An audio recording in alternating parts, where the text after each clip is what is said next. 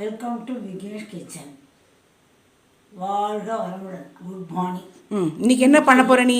இன்னைக்கு வந்து இந்த இது வடாத்துக்கு கழுவிடாம புழிய போகிறேன். வடாம் புழிய போகிறேன். அதுக்கு வந்து அதுக்கு என்ன பொருட்கள் என்னங்க தேவையான சாமானை பார்க்கலாமா? இந்த படியத்துக்கு வந்து ஒரு படி கீழே இல்லை, ஒரு படி மாவு. நீ கொஞ்சமாக தான் போட்டிருக்கேன், கொஞ்சமாக இருந்தது போட்டிருக்கேன். இதை கணக்கை வச்சு நம்ம மேலே குறைச்சல் கூடல் பண்ணிடலாம். சரி, இது இது வந்து ஒரு படி அரிசி மாவு. ஓகே. அதாவது இந்த மாவு எங்கே இருக்குது கட்டு? இங்கே இருக்குது. இந்த ஒரு படி மாவு இதில் வச்சுருக்கேன். சரி, கணக்கு அப்படின்னாக்கா 1 கிலோ அரிசி பச்சரிசி போட்டோன்னு வச்சுங்க. கடையில் போனால் வடாத்துக்கு அரிசி கடையில் கொடுத்துருவாங்க. அதை 1 கிலோ அரிசிக்கு 200 கிராம் ஜவ்வரிசி. ஓகே. அந்த ஜவ்வரிசி என்ன வெயிலில் காய வச்சுட்டு அப்புறம் அதில் போட்டு மிஷினில் கொண்டு அரைச்சோம்னா மிஷினில் அரைக்கும் போது முதல்ல கொஞ்சம் அரிசி எடுத்து விடுங்க. வேறு ஏதாவது அரைச்சிருப்பான், அப்புறம் கலர் மாறிடும். அரிசியை எடுத்து போட்டு அரைச்சிவிட்டு அதுக்கப்புறம் வடாத்துக்கு அரைக்கணும். நைஸாக அரைக்கணும், மைதா மாவு அரைக்கணும்னு சொல்லிடணும். சரி, அவங்க அரைச்சி கொடுத்துருவாங்க. அரைச்சி கொடுத்தோன்னா ஆற்றுல வந்து நல்லா ஆற போட்டுடணும். நல்லா நைஸாக இருக்கிற சரி கேட்குற அவசியம் இல்லை. சரி, அப்புறமா ஒரு மாவு தான் நான் இன்றைக்கி எடுத்துருக்கேன். ஒரு படி மாவு வச்சுருக்கேன். அப்புறம் இந்த ஒரு படி மாவுக்கு என்ன எத்தனை அரைச்சிருக்கேன் மிக்சியில்? அது என்ன நம்ம எங்காத்த வந்து எனக்கு ரொம்ப காரம் ஜாஸ்தியாக இருக்கலாம் வராது. ஸோ 2 பெரிய பச்சை மிளகா போட்டிருக்கேன். நான் வந்து 3 மிளகா போட்டிருக்கேன், 3 போட்டிருக்கேன். அவ்வளவா தேவைக்கு போட்டுக்கலாம். மிளகாயாக போட்டிருக்கேன். அவங்க டேஸ்ட்டு சரி காரம் ஜாஸ்தியாக வேணும், சரி காரமே வேண்டாம் அப்படி இருக்கும். அதில் வந்து பச்சை மிளகா, அதுலேயே அந்த ஒரு படிக்குள்ள உப்பு. அந்த ஸ்பூன் எடு, அந்த ஸ்பூன் எவ்வளோ, அந்த படிக்கு எவ்வளோ உப்பு போட்டிருக்கேன். ஸ்பூன் வச்சுருக்கேன். ஒரு படிக்கு இதெல்லாம் ஒரு ஸ்பூன் கும்பாச்சியாக போட்டுக்கலாமா? போட்டுக்கலாம். நல்லா கட்டு, ஸ்பூனை நல்லா கட்டு. இதில் கும்பாச்சியாக போட்டுக்கலாம். உப்பு போட்டு இதை நல்லா பெருங்காயம் போட்டிருக்கேன். அப்படி போட்டு தேவையான பொருங்க அப்படி உப்பையும் போட்டு பச்சை நேரம் நல்லா சூப்பராக அரைச்சிடும். மைய அரைச்சுடணும். என்ன செஞ்சு வேணால் ஒரு ஸ்பூன் தண்ணியை ஊற்றி நல்லா நைஸாக அரைச்சிடணும். சரி, அரைச்சி விட்டு அதை கீழே இறக்கி வச்சுக்கிட்டு அதில் வந்து நமக்கு ஒரு படி மாவுக்கு கிட்டத்தட்ட 2 பழம் பெரிய பழம் எலுமிச்சம்பழம் புழியணும். 2 பழம் புழியணும். சரி, வரை இல்லாமல் எடுத்து புழிஞ்சு அதிலே கலந்து வச்சிடணும். ஓகே. இந்த தண்ணியை கொதிக்க வச்சிடணும். இப்போ கொதிக்க வச்சுருக்க தண்ணி காட்டு பார்ப்போம். ஒன்றுக்கு எத்தனை போட்டிருக்க தண்ணி? 1க்கு 1.25 தான் கணக்கு. ஒரு படிக்கு 1.25. ஓகே. ஆமாம், அது வந்து 1.25 நான் 2 பங்கா தண்ணி ஊற்றிருக்கேன். 40 பங்கு தண்ணியை வெந்நீரை வந்து தனியாக எடுத்து வச்சுருவேன். சரி, வேணும்னா எடுத்துக்கலாம். தொட்டு பேசி இழுத்து பேசுறதுக்கு வேணுமோ? ஆமாம், எடுத்து வச்சுமே அந்த 1.25 அளவு தண்ணியில் இந்த மாவை இந்த டபராவில் நீங்கள் அங்கேயே வை, டபராவை அங்கேயே வை. டபராவை என்ன வச்சுருக்கேன்? டபராவில் கொஞ்சோண்டு மாவை 1 ஸ்பூன் மாவை போட்டு தண்ணியை ஊற்றி கலக்கி வச்சுருக்கேன். சரி, முதல்ல இந்த தண்ணி எதுக்கு இந்த டபராவில் தண்ணியை கலக்கி வச்சுருக்கேன்? இந்த 1 ஸ்பூன் மாவு வச்சு வந்து தண்ணியில் கலக்கி இந்த கொதி வந்தோன்னா அதை ஊற்றிடணும். அந்த வெந்நீரில் வந்து விட்டுட்டேன்னா கட்டி தட்டாமல் இருக்கும். சரி, இதை ஊற்றிட்டு அதுக்கப்புறம் நம்ம இந்த ஒரு மாவை போட்டு கலர் இருக்கிறது எல்லாத்தையும் போட்டு கலரணும். சரி, கலரி அழுத்தி கலரத்தில் தான் இருக்குது. ஓகே. கலரி தேய்ச்சி கலரணும். சரி, தேய்ச்சி கலரி கீழே வச்சு கலரி என்ன கவுக்கு மூடி 2 மணி நேரம் 3 மணி நேரம் மூடினா போகிறோம். 1 மணி நேரம் முன்னா போகிறோம். இப்போ கொஞ்சம் வேலையில் நம்ம முடிச்சுக்கிட்டு வந்து மறுபடியும் ஒரு கரண்டி அந்த மாவை போட்டு ஒரு தட்டில் போட்டு இழுத்து பிசையணும். சரி, பிசையறது தான் இருக்கும். ஒரு துணி அம்மனி கூட இருக்காது, ஒரு கட்டியே இருக்காது. பிசைஞ்சு இப்படி உருட்டி பிடிக்கோளை கட்டி கையை கட்டி எப்படி விட்டுவேன்? பிடிக்கோளை கட்டி விட்டுறாப்புல உருட்டி போட்டு வச்சுக்கணும். படியில் போட்டுடணும். கீழே தட்டில் போட்டு வச்சுக்கணும். அப்புறம் தண்ணியை தொடுத்துட்டு அந்த மாவை எடுத்து புழிய வேண்டியதான்.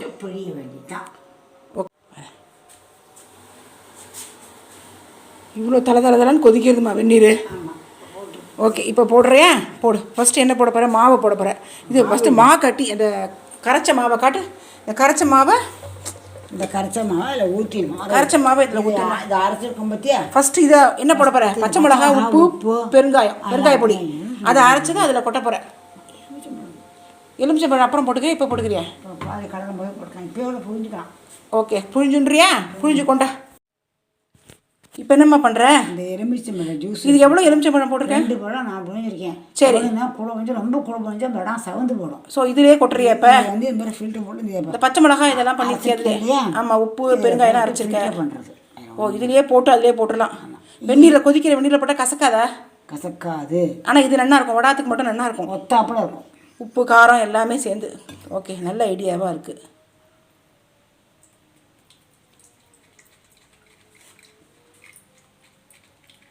ரொம்ப புளிப்பு வந்து போனாக்க தனியாக கொஞ்சம் மாவு வச்சு சாப்பிட்றதுக்கு வச்சுக்கலாமே தவிர ரொம்ப புளிப்பு வேண்டாம். ரொம்ப புளிப்பு போட்டால் வடை வந்து செவந்து விடும். சரி, இப்போ பார்க்கலாம்ப்பா. கொதிக்கிற வெந்நீரில் போடுறியாப்ப ஒரு வெந்நீர் கொதிக்கிறது. ஓகே, இதில் என்ன போடும்? இன்னும் கொதிக்கணுமா கொஞ்சம்? எலுமிச்சை ரசம் ஊற்றிக்கணும். ஆமாம், இந்த மாவை முன்னாடி கரைச்சி ஊற்றி 2 கலத்தை கலைக்கணும். சரி, இந்த ஒரு ஸ்பூன் போட்டு மாவு போட்டு தண்ணி விட்டு கலக்கியிருக்கேன்.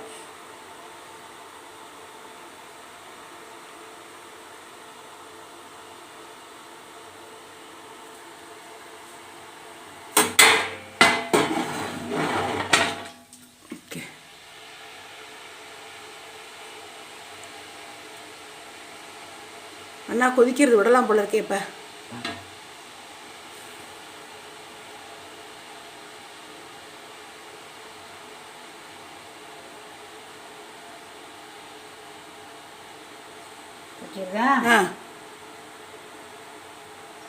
இப்போ இந்த மாவு தண்ணி கட்டி மாவு விடணும். கட்டி தட்டாமல் இருக்கிறதுக்கு அந்த மாவை கலரணும். ஓகே, பார்த்து கொதிக்கிறது பார்த்துக்கோ.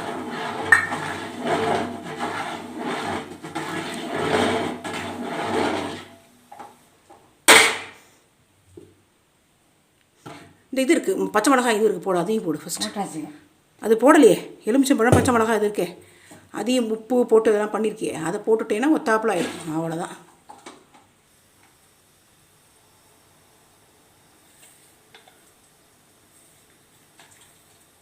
அவ்வளோதான்.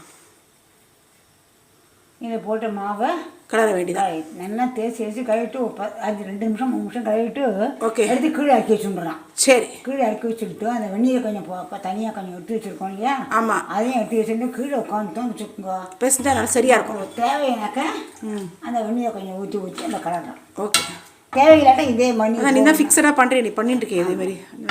மேலே வெந்நீர் தேவையில்லை.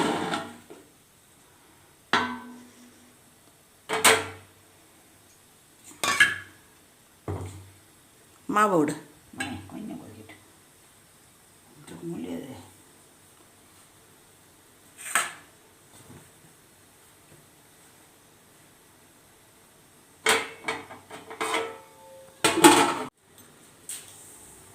நல்லா கொதி வந்துடுத்து பாருங்க, நுரைச்சி வந்துடுத்து.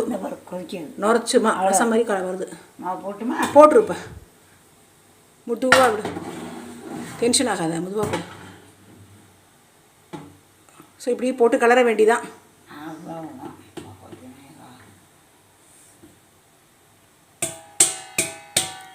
ஒரு கலரி நான் வந்து கிளறிடுறேன். ஓகே,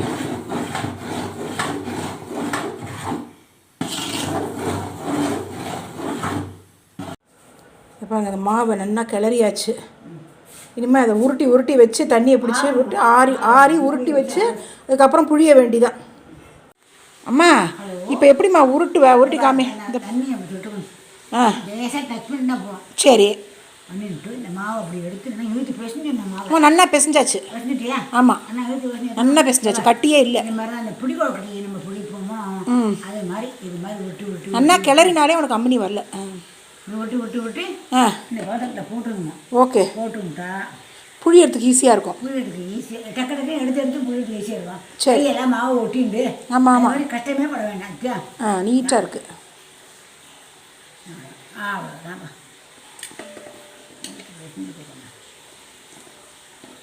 இதே மாதிரி தான். சரி, போட்டுன்னா படியில் எடுத்து அந்த வடாம் புளியில படியில் போட்டுனாக்க டக்கு முடிச்சிடலாம். சரி, இந்த வடாம் போடுறதுல போட்டு புழியணும். இதே கை ரொம்ப தண்ணி தரக்கூடாது, லேசாக. ஆமாம், ரொம்ப நீர்க்க போகக்கூடாது, நீர்த்து போகக்கூடாது. மாவு வந்து லூஸாக இருக்கணும். ஆமாம், உடையும் அப்புறம் கருடா தூளாக இருக்கணும் கடா.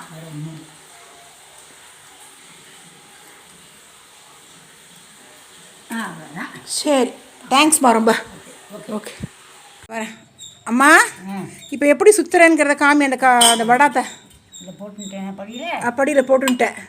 வச்சுக்கணும். இந்த மாவுலேருந்து எடுத்து பேப்பரை என்ன பண்ணணும், என்ன கிட்டத்தட்ட ஒரு முட்டை தாராளமாக எண்ணெய் ஊற்றி ஒரு கிண்ணத்தில் அதை 2 முட்டை தண்ணி சேர்த்துக்கணும். சரி, நல்லா கலக்கி விட்டுவிட்டு நல்லா அந்த ஷீட்டு பூரா தெளிச்சு விட்டு சரி கையை போட்டு நல்லா தொடச்சி விட்டுணும். சரி, அது எதுக்குன்னா இந்த வடை வந்து காஞ்சி வரும்போது கீழே அந்த பேப்பரில் ஒட்டாமல் ஓகே திருப்பி போடுறதுக்கு டக்கு டக்கு ஈஸியாக இருக்கும். ஈஸியாக.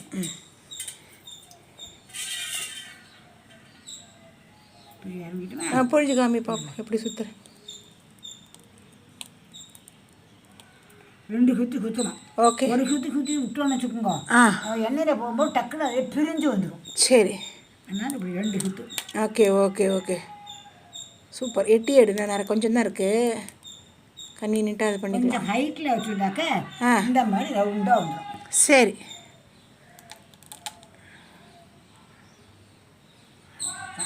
சரிம்மா, தேங்க்ஸ்மா.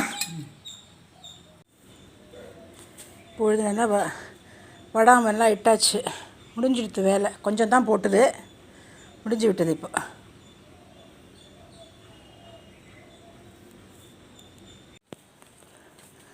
இப்போ நீட்டை வடை இட்டாச்சு.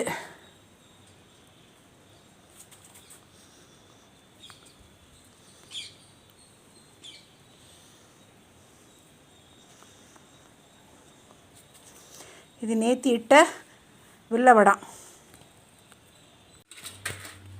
என்னம்மா பொரிக்கிறியா? வடம் எப்படி விளையாண்டு கொடுத்தியா? ஒன்று போட்டு காமி.